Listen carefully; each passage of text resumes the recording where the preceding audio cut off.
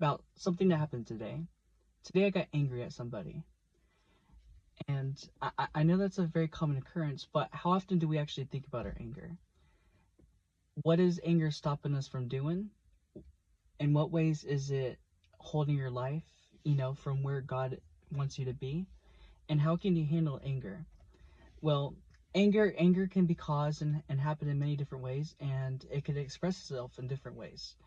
Somebody can make you angry, like for instance today, people sometimes can say very hurtful things, and it could hurt us, and we might react with anger. But what does the Bible say? James 1:9 states, and my brothers and sisters, take note of this: be quick to listen, slow to anger, or slow to speak, and slow to anger. Why?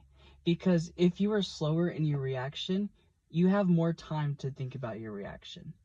And sometimes when you take your time to actually think about it, things are not as big as they truly seem. Sometimes there's other people who react with anger, and it makes us react with anger.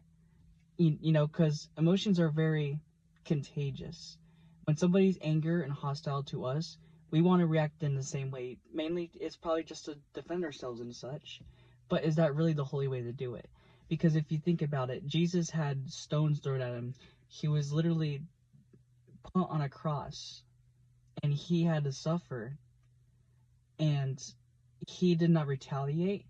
He did not do none of that. He just took it, and as a matter of fact, he asked God to forgive the people that did that to him. So how can you forgive the people that hurt you? Because if we really held every wrong against everybody, this world would be so just entirely at each other, in a very hostile way. And that's not how things should be. Because God intended us to love each other, to live on a world, you know and we're created as an image. But we have free will, and that sometimes it's a very big blessing.